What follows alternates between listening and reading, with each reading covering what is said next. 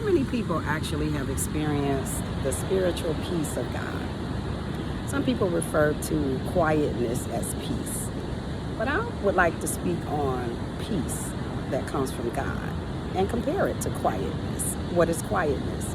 Quietness can exist in our life when we have taken care of the circumstances that cause noise, confusion, chaos.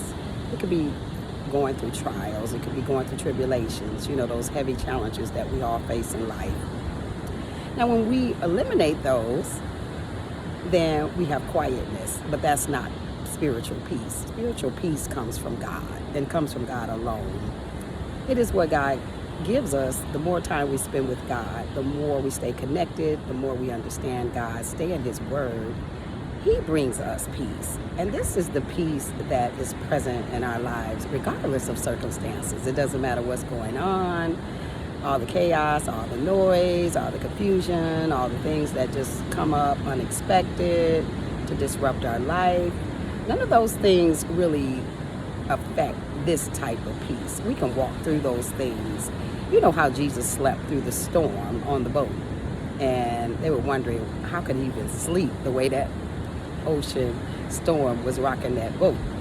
But this is the type of peace that we get from God when we stay connected to the vine, when we trust God for this particular type of spiritual fruit. So even in the midst of what's going on, we can experience it. We don't have to delete people from our lives. We don't have to run from everybody. We don't have to push people away to obtain this peace. And that's not God's will. It's not God's will for us to try to get quietness in our life by eliminating people. God gives us the ability to be able to deal with people. He gives us the ability to be able to love. Love is also fruit of God's Spirit. So we're able to love, we're able to have peace and joy with other people without running from them and then saying, oh, I have peace, or blaming other people for disrupting our peace, when we know that God alone can give us the peace to deal with people who are going through, people who are difficult to deal with. God gives us peace to be able to communicate with them, to have patience with them.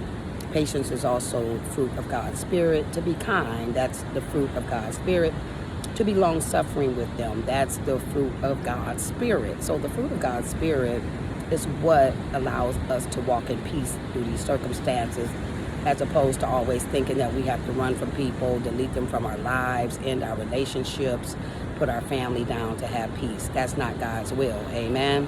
Amen.